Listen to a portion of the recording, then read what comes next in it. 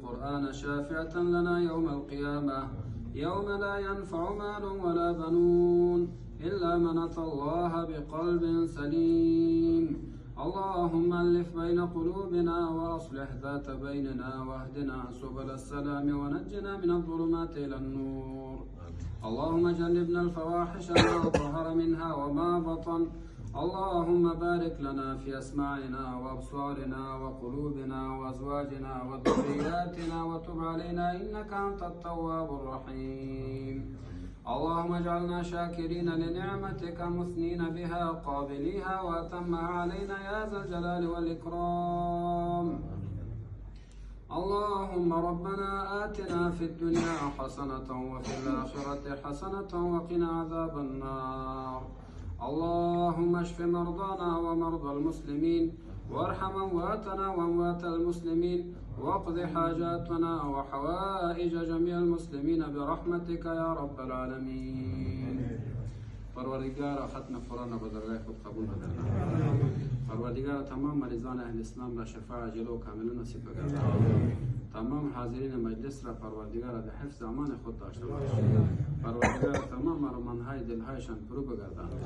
پروردگار عبادت ما را به درگاه خود قبول بگردان. و دوستانی که تقاضای دعا را کردند و مریض هستند و مریض سرطان به اخلاص دعا کنند که خداوند جل جلاله به برکت از این ختم قرآن کریم شفای عاجل و کامل نصیب بگردان.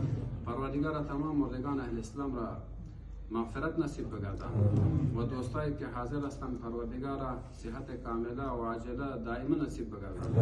اتفاق و اتحاد نصیب ما بگردان. پروردگار در کشور ما افغانستان را همیشه موفق و سربلند و دارای امنیت داشته باش. پروردگار تمام مسلمانان را اتفاق و اتحاد نصیب بگردان و خصوصا برادران مسلمانان هر جا که مظلوم هستند پروردگار حافظ و ناصرشان باش.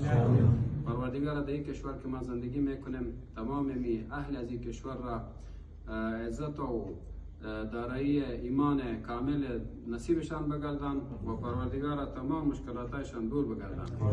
و چقدر دوستایی که اینجا دستهای خود را به درگاه خود گرفتن پروردگار این دعاهای ما را مسترد میگردن به درگاه خود قبول بگردن. پروردگار تمام دوستایی که اینجا در دلهایشان هر قسم ارمانهایشان است و مشکلاتهایشان دارند پروردگار به برکت از ختم قرآن تمام دردهای ما را دوا بگردان. و صلی الله وسلم علی سیدنا و نبینا محمد و علی آله و اصحابه اجمعین برحمتک.